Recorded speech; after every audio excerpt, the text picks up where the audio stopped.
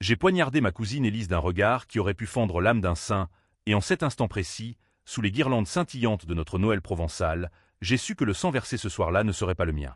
3 mots ont suffi, elle ment, tout. Et la table s'est figée, comme si le mistral glacial d'Arles avait soudain envahi la salle à manger, emportant avec lui les rires forcés et les toasts au champagne tiède. Ma mère, les yeux écarquillés, a laissé tomber sa fourchette sur la porcelaine de Limoges, un tintement qui a résonné comme un glas dans le silence assourdissant. C'était Noël, ce rituel familial où l'on feint l'unité sous les lumières tamisées du mas familial, niché au cœur des Alpilles, là où les oliviers centenaires murmurent des secrets que le vent du sud emporte vers la mère Élise, ma cousine, cette vipère aux cheveux d'or et au sourire de Madone, avait osé. Elle avait lu à voix haute, devant tout, parents, oncles, tantes, et même les gamins qui mâchonnaient leurs bûches de Noël. Un message que j'avais envoyé des années plus tôt, un cri de rage digitale que j'avais cru effacer des abysses du web. « Tu es une pute qui vend son âme pour un verre de pastis », avait-elle scandé, mimant l'horreur avec une théâtralité digne d'une pièce de Racine. Les mots étaient miens, oui, mais dirigés contre un amant volage, pas contre elle. Pas contre quiconque à cette table. Pourtant, elle les avait tordus, les avait greffés sur ma peau comme une marque au fer rouge, pour me déshabiller en public, pour exposer mes failles les plus intimes. J'ai senti le rouge monter, non pas de honte, mais d'une fureur ancienne qui bouillonnait depuis des lustres, remontant des sédiments de notre enfance partagée dans ces ruelles pavées d'Avignon où nous jouions à cache-cache avec les ombres des papes. Élise et moi, cousines germaines, nées à 6 mois d'intervalle, élevées comme des sœurs sous le regard bienveillant mais distrait de nos mères, rivales en tout, aux études, aux garçons, aux regards admiratifs des villageois. Mais ce Noël-là, en 2023, tout a basculé. Ma réponse ? Pas un cri, pas une larme. J'ai souri. Un sourire lent, carnassier, comme celui d'une louve qui hume le sang frais. Élise, ma chère, si tu lis mes messages comme une voyeuse pathétique, c'est que tes nuits sont plus vides que les miennes. Mais dis-moi, qui paie pour tes silences? Qui a porté le poids de tes mensonges il y a 10 ans? Le silence s'est étiré, poisseux, chargé d'électricité statique. Mon oncle Pierre, le patriarche bourru au cigare éternel, a toussé, cherchant ses mots dans le porto. Ma sœur cadette, Camille, a pincé les lèvres, ses yeux naviguant entre nous deux comme lors d'un match de pétanque tendu. Et Élise, elle a blêmi, son masque de fausse innocence craquelant comme la terre craquelée sous le soleil doux. Car elle savait. Elle savait que j'évoquais cela. Le secret enterré sous les lauriers du jardin familial, ce pacte scellé dans le sang et les larmes, où j'avais pris ses coups pour elle, endossé ses fautes, pour la protéger d'un scandale qui aurait pulvérisé notre lignée provençale. Tout avait commencé 10 ans plus tôt, en 2013, lors d'un été étouffant à Marseille, où l'air salin se mêlait à l'odeur de friture des calanques. J'avais 25 ans, fraîchement diplômé de la Sorbonne en littérature, avec des rêves de plumes et de pages noircies dans les cafés enfumés de Saint-Germain. Élise, elle, flirtait avec la jet-set locale, ces fils de bourgeois marseillais qui naviguaient en yacht entre les îles du Frioul, dépensant l'héritage familial en caviar et en cocaïne. Nous étions inséparables, du moins le croyais-je. Jusqu'à cette nuit d'août, où tout a implosé. C'était une fête au Vieux-Port, sous les lumières clignotantes des bateaux amarrés, l'air vibrant de salsa et de rires avinés. Élise avait jeté son dévolu sur Antoine, un avocat ambitieux aux yeux verts et au sourire carnassier, marié à une héritière discrète. Moi, j'étais là en chaperon, buvant du rosé tiède, observant les danses avec une pointe d'envie. Mais Élise, impulsive comme un mistral, l'avait entraîné dans une alcôve sombre, et ce qui s'y est passé. Eh bien, disons que l'alcool et la jalousie ont fait office de catalyseur. Une dispute a éclaté, des mots crus, des verres brisés. Antoine, furieux, a levé la main. Pas sur elle, non. Sur moi, qui m'étais interposé, hurlant comme une furie pour la protéger. Le coup a porté, un bleu à l'œil qui a fleuri comme une rose noire. Mais ce n'était que le début. Antoine, paniqué, a fui, laissant derrière lui un chaos, des accusations de vol, un collier de sa femme, dérobé dans la confusion, atterrissant mystérieusement dans mon sac. Élise, tremblante, m'a supplié. « Claire, je t'en prie, dis que c'est toi. Ma mère me déshéritera si elle sait que j'ai couché avec un homme marié, que j'ai provoqué cela. » Ces larmes, si sincères alors, m'ont brisé. J'ai cédé. J'ai porté le chapeau, la voleuse, la bagarreuse, l'ivrogne. La police m'a emmené, une nuit au commissariat de la Canebière, des menottes froides sur mes poignets fins. Mon père, outré, m'a renié pour un temps. Ma carrière a vacillé, un stage à Paris annulé pour comportement inapproprié. Élise, elle s'est enfuie à Cannes, en vacances, réinventant sa vie comme une actrice de boulevard. Et moi, j'ai rampé, reconstruit, avalé la bile de l'injustice comme un absinthe amer. Des années de silence complice, de sourires forcés au repas de famille, où elle rayonnait et moi, je minaudais dans l'ombre. Revenons à ce Noël fatidique. Ma phrase a atterri comme une grenade. Élise a balbutié. De quoi parles-tu, Claire?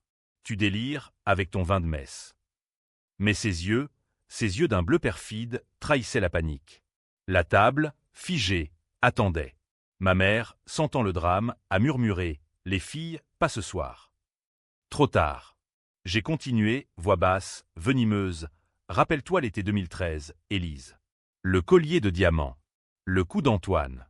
J'ai pris 10 ans de ta vie sur mes épaules. Et toi, tu me paies en me lisant comme une traînée devant la famille.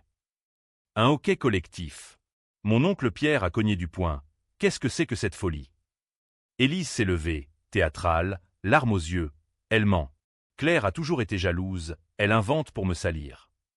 Classique Élise, l'innocente, la victime. Mais j'avais des preuves. Des emails effacés mais récupérés par un ami hacker, des photos jaunies du bleu à mon œil, un journal intime où j'avais consigné ma rage nuit après nuit. La soirée s'est achevée dans le chaos. Cris, porte claquant, Élise fuyant vers sa chambre d'hôte à Saint-Rémy. Moi, seul avec mon verre de Mirabelle, j'ai su que la revanche ne faisait que commencer. Car en France, terre de vendetta subtile comme un Molière empoisonné, on ne pardonne pas. On prépare, on ourdit, on frappe quand l'adversaire baisse la garde. Et Élise, ma chère cousine, venait de baisser la sienne. Les jours suivants, sous le ciel plombé des Alpilles, j'ai ruminé. Arles bruissait de commérage. Notre famille, ses Provençaux fiers, colportaient déjà les rumeurs au marché aux herbes.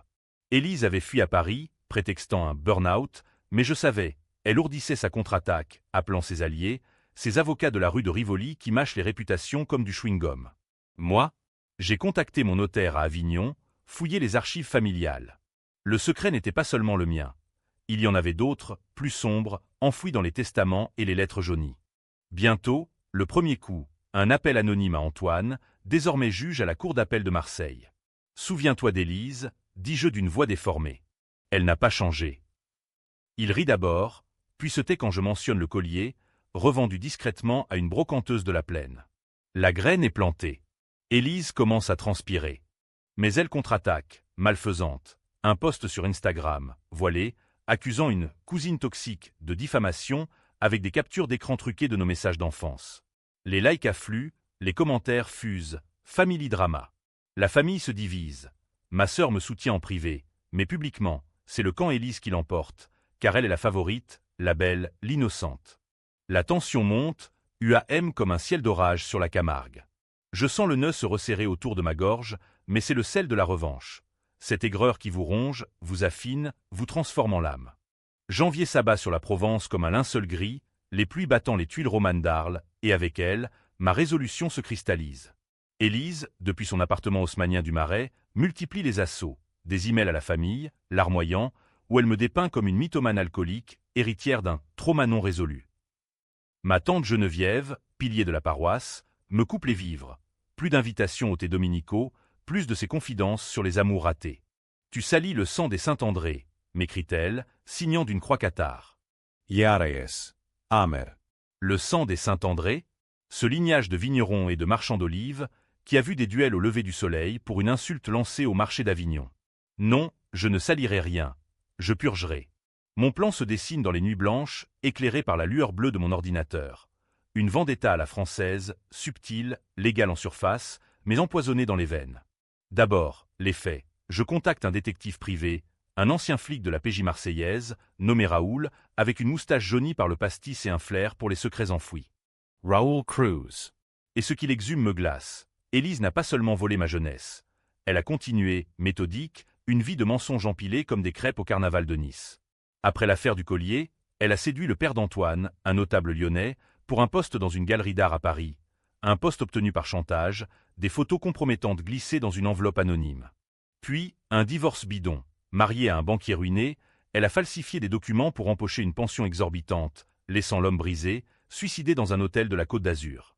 Et moi, j'ignorais tout, aveugle par loyauté, par cette chaîne invisible qui nous liait depuis l'enfance. Elle est un serpent, mademoiselle Claire, murmure Raoul lors de notre rencontre au Café de la Paix, à Arles, où les arènes romaines veillent comme des gardiens muets. Mais les serpents muent. Il faut la dépecer vive. Ces mots me traversent comme un sirocco chaud. Je paie en liquide, et le piège se tend. Premier acte, une lettre ouverte, envoyée aux cousins éloignés, aux amis communs, via un blog anonyme intitulé « Les ombres de Provence ». Pas d'accusation directe. Au nom, la diffamation est un art français, esquissé en sous-entendu. Souvenons-nous de l'été 2013. Une cousine innocente, un collier perdu, une autre qui porte le fardeau. Qui ment aujourd'hui? Avec des pièces jointes. Scan flou du rapport de police, mon nom barré, remplacé par Élise S. Assez pour semer le doute, pas assez pour un procès. Elise explodes. Un appel nocturne, sa voix hystérique. « Claire, arrête cette folie. Tu vas détruire la famille. » Je réponds, calme. « La famille? Tu l'as déjà fait, en me jetant au loup pour tes caprices. » Elle raccroche, mais je sais, elle complote. Le lendemain, une plainte pour harcèlement, déposée au commissariat du 7e arrondissement. Les flics me convoquent, un duo las, buvant du café froid. « Mademoiselle, ces histoires de famille, c'est pire qu'un polar de Simon. Prouvez votre innocence, ou on vous colle une amende. » Je prouve. Raoul a anticipé. Des témoignages d'Antoine, désormais allié par rancune, jurant sur l'honneur qu'Élise était la coupable. La plainte s'évapore, mais le mal est fait, Élise perd son job à la galerie, accusée de conduite personnelle incompatible. Elle contre-attaque, vicieuse. Des rumeurs sur moi, que je fréquente des voyous, que mon appartement d'Arles est un repère de dettes. Ma sœur Camille craque, m'appelle en pleurs. « Claire, rejoins-nous. Élise dit que tu es perdue, mais je sais la vérité. Pardonne-lui. » Pardonner? Le mot me brûle la langue comme du piment d'Espelette. Non. La tension grimpe, UAM. Les nuits hantées par des rêves où j'étouffe Élise sous les draps de l'infamilial. Février arrive, avec ses amandiers en fleurs, trompeur. Je frappe plus fort. Je contacte le veuf d'Antoine Père, un homme brisé aux yeux caves, et lui glisse les preuves. Il porte plainte, pour escroquerie, avec des auditeurs qui dissèquent les comptes d'Élise comme des chirurgiens. Elle panique, me harcèle de messages. « Tu me tues, Claire. Rappelle-toi nos serments d'enfants, sous le pont d'Avignon. » Je réponds par une photo, mon œil au beurre noir, daté. Silence radio. Mais Élise est rusée, une caméléone. Mars la voit réapparaître, repentante, à un dîner familial forcé à Aix-en-Provence, dans la bastide de mon oncle. Elle arrive, frêle, en robe de soie noire, les yeux rougis. « Pardonne-moi, Claire. J'ai eu tort. Laisse-moi réparer. » La table, divisée, observe. Ma mère, apaisante, pose sa main sur la mienne. Les filles, la famille d'abord. Élise verse des larmes, raconte une version édulcorée. « J'étais jeune, stupide. » Claire, tu es ma sœur. Un instant, je vacille. Les souvenirs affluent, nos rires aux fontaines de la place de l'Hôtel de Ville, nos secrets chuchotés sous les platanes. Mais sous le masque, je vois le calcul. Elle gagne du temps, prépare un coup bas. Je souris, fin l'accolade. Bien sûr, Élise. Obliens. Intriurement. Je jubile. Le piège se referme. Car ce soir-là, pendant qu'elle boit son pastis, je glisse dans son sac un mouchard GPS, minuscule, acheté sur le dark web via Raoul. Et le suivant, des faux documents envoyés à son ex-mari, prouvant qu'elle a détourné des fonds communs. L'homme, ressuscité de sa dépression, engage un avocat, le même qu'Antoine. La chasse s'intensifie. Élise fuit à nouveau, vers les vignobles de Châteauneuf-du-Pape, où elle se terre chez une amie. Moi, je la traque, virtuelle et réelle, mes nuits rythmées par le cliquetis du clavier. La famille se déchire, pétition pour la paix, exclusion mutuelle. Mon oncle Pierre, neutre, m'avertit. « Claire, la vengeance est un vin qui tourne au vinaigre. » Je rétorque, et le pardon, un poison lent. Avril fleurit, cruel. Élise craque, m'envoie une vidéo. Elle, en larmes, suppliante. « Arrête, ou je révèle ton secret. » Le mien, un avortement clandestin, des années après l'affaire, un fantôme que je croyais enterré. Mon cœur s'arrête. Elle bluffe-t-elle elle? Non. Elle sait, par mes journaux volés lors d'une visite. Le jeu change.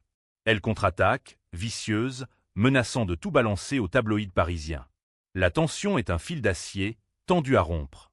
Mais explose en Provence comme une grenade de couleur. Lavande naissante, coquelicot sanguin le long des routes sinueuses vers les Baux-de-Provence. Mais pour moi, c'est l'enfer. Élise a passé à l'acte. Un article anonyme dans Var Matin, titré « L'héritière déchue, secret d'une famille provençale », insinue mon avortement, dépeint ma vie comme un roman noir de Daninx. Les appels fusent, ma mère, effondrée, Comment as-tu pu cacher cela? Camille, loyale, c'est elle, n'est-ce pas? La honte me ronge, non pour l'acte, un choix dans la clinique grise d'Aix, après un amant éphémère, mais pour l'exposition, nue, sous les projecteurs crus. Elise Jubal, invisible. Je la piste via le GPS. Elle est à Gordes, dans un Luberon chic, chez une galeriste complice. Raoul confirme, elle prépare un livre, mademoiselle. Confession d'une victime, vous êtes la méchante. Un livre? La Garce recycle nos drames en best-seller à la mode, comme ses mémoires sulfureux de Carla Bruni, mais plus vénéneux. Je contre-attaque, impitoyable. Avec Raoul, nous forgeons des preuves irréfutables. Copie de virements bancaires d'Élise vers des comptes offshore, liés à l'escroquerie du divorce. Envoyé au procureur de Marseille, sous couvert d'anonymat. Simultanément, j'infiltre son cercle. Une fausse amie sur Facebook, Sophie de Tarascon, qui la sonde, la pousse à confesser au téléphone. Enregistrée, illégale mais irrésistible. Sa voix, suave. Claire? Elle mérite pire. J'ai tout pris. Et alors? Elle est faible. Bingo. L'enregistrement circule, discrètement, vers les oncles, les tantes. La famille implose. Geneviève excommunie Élise par email. Pierre convoque un conseil familial dans la salle des chevaliers du Palais des Papes à Avignon, sous les fresques fanées de Clément VI. La réunion est un théâtre absurde. Élise arrive, pimpante, en tailleur Chanel, ni en tout. Fabrication. Claire et parano. Je joue la calme, la blessée. Écoutez l'enregistrement, oncle. Le silence qui suit est assourdissant, ponctué de hoquets. Élise s'effondre, enfin. C'était pour survivre. Toi, tu as tout, la plume, la force. Moi, rien. Rien? La table explose en débat. Elle est monstre. VS, pitié, elle est brisée. Je sens la fracture. Certains, comme Camille, veulent la rédemption. D'autres, vengeance. Moi, je savoure le chaos, mais intérieurement, un doute. Suis-je devenue elle, cette manipulatrice? Le procureur agit. Perquisition à son appartement parisien. Élise est arrêtée pour fraude, menottée devant les paparazzis, son visage en première page de Le Monde, scandale familial, la cousine traîtresse. Elle m'appelle de Fresnes. Tu m'as tué, Claire. Mais souviens-toi, le sang appelle le sang. Libérée sous caution, son père, mon oncle, paix, elle disparaît.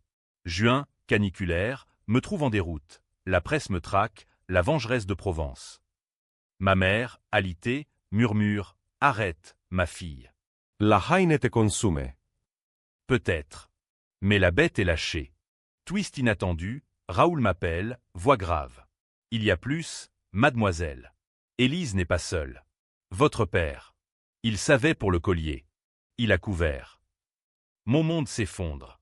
Père, mort il y a 5 ans d'un infarctus, avait payé Antoine pour taire l'affaire et m'avait laissé porter le blâme pour protéger la réputation. Une lettre, cachée dans son bureau, le prouve, Claire est forte, Élise fragile. La trahison double me fracasse. Pas seulement Élise, la famille entière, ce cocon provençal est pourri. Juillet, fête de la lavande à Sceaux, je rumine dans l'isolement, écrivant ma propre confession, un roman inachevé, vengeance en terroir. Élise réapparaît, audacieuse, un rendez-vous fixé à Pont-du-Gard, sous les arches romaines, au crépuscule. Parlance, Claire, finisseren. Je viens, armé d'un magnéto. Elle est là, pâle, usée. Je suis enceinte. De l'ex d'Antoine. Si tu continues, l'enfant paiera. Chalk. Un ventre arrondi sous sa robe fluide. Est-ce vrai? Un bluff? La tension culmine. Elle pleure, avoue tout, les mensonges, les jalousies d'enfance, où j'étais la favorite, l'intelligente. Tu m'as volé la lumière. Je vacille, la lame émoussée. Et toi, ma vie. Nous nous embrassons, pacte fragile ou piège? Août, l'oppressant, avec ses cigales hurlantes et ses siroccos qui charrient la poussière des arènes, voit notre trêve se fissurer comme une poterie ancienne. Élise, enceinte ou non, un test plus tard révèle un mensonge, un coussin sous la robe, ce démon reprend l'offensive. Elle porte plainte pour fausse accusation, alléguant que l'enregistrement est monté. Son avocat, un requin du palais de justice, exige 200 000 € de dommages. La famille, lassée, se range derrière elle.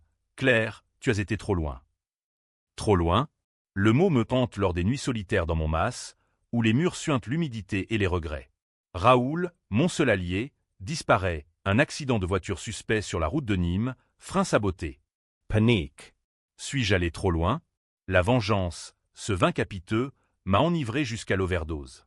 Septembre, rentrée morose sous les platanes jaunissants d'Arles, apporte le coup de grâce. Élise publie son livre « Ombre familiale », un pamphlet voilé où je suis la sœur toxique, une médéa provençale. Best-seller instantané, interview sur France Inter où elle pleure. J'ai pardonné, mais la haine persiste. Les critiques adorent. Un thriller psychologique à la Modiano, avec l'acidité du Sud. Je contre-attaque une dernière fois, désespéré. Je publie mon roman, Le sel de la trahison, brut, sans phare, détail cru de l'avortement, du collier, du coup d'Antoine. Édité en urgence par un petit maison d'Avignon, il explose via les réseaux, Vengeance provençale trending. La controverse enfle, pétition pour Élise, victime blaming. Contre-manif pour moi, justice pour les silencieuses. La table de Noël semble petite face à ce chaos national. Octobre, vendange amère au domaine familial, voit la confrontation finale. Élise m'invite à un débat public, organisé par un festival littéraire à Aix, sous les fonds baptismaux de la cathédrale Saint-Sauveur. Affrontons-nous, cousine. La salle bondée, micro tendu, projecteur brûlant. Elle arrive, sereine, en perles et cachemire. Moi, en jean usé, les cheveux en bataille. Les mots fusent comme des balles. Elle m'accuse de paranoïa, moi de mensonges sériels. Le public divisé, applaudissements épars. Puis, le twist. Je projette l'enregistrement authentique et une vidéo de Raoul, préenregistrée. Élise a payé pour l'accident. Vérifiez les comptes. Chaos. Elle hurle, faux. Mais les flics, alertés, l'embarquent en direct, menottes scintillant sous les flashs. La salle explose. Certains hurlent « justice », d'autres « meurtre moral ». Moi, je m'effondre, vidé, tandis que les caméras zooment sur mes larmes. Ai-je gagné? La revanche, ce mirage, s'évapore en cendres. Novembre, grisaille pluvieuse, m'apporte les retombées. Élise inculpée pour homicide involontaire, Raoul, fraude aggravée. La famille brisée, Pierre me déshérite. Ma mère, en maison de repos, ne me parle plus. Camille, seule, m'écrit « Tu as raison, mais à quel prix ?» Je erre, fantôme des Alpilles, écrivant des lettres non envoyées. La tension, cette compagne fidèle, s'apaise en vide abyssal. Décembre revient, Noël 2024, un an après le séisme, sous un ciel bas et lourd comme un linceul. Le mas familial, déserté, résonne d'absence. Élise en attente de jugement à Marseille, maigre, brisée par les barreaux. La famille dispersée, commérage éternel au marché de Noël d'Avignon. Moi, acquitté de tout, mais condamné par le regard des autres, la vengeresse. Un titre qui colle comme une étiquette de vin bouchonné. Le twist final surgit comme un Mistral imprévu. Une lettre d'Élise, glissée sous ma porte par un avocat pâle. Claire, avant le verdict, je suis vraiment enceinte. Pas de bluff. De Raoul. Il m'aimait, en secret. Ton enquête l'a tué, et notre enfant naîtra orphelin. Preuve jointe, échographie, daté d'où? Mon monde s'effrite. Raoul, mon complice, son amant? Les pièces s'emboîtent, ses hésitations, ses disparitions. J'ai tué, indirectement, un amour naissant. La controverse explose. Article dans le Figaro, débat sur CNews, la vengeance a un visage de femme, héroïne ou meurtrière. Les camps se forment. Féministe pour moi, solidarité contre la traîtresse, conservateur contre irresponsable, destructrice de vie. Je témoigne au procès, voix tremblante. J'ai voulu justice, pas cela. Élise, du box, me fixe. Tu as gagné, cousine. Mais le sang coule des deux côtés. Verdict, 10 ans pour elle, pour fraude et complicité. Elle accouche en prison, un fils prénommé Mistral, ironie cruelle. Moi, je l'élève en secret via une fondation anonyme, car le twist ultime, dans sa lettre, elle implore « Prends-le, pour racheter nos âmes ».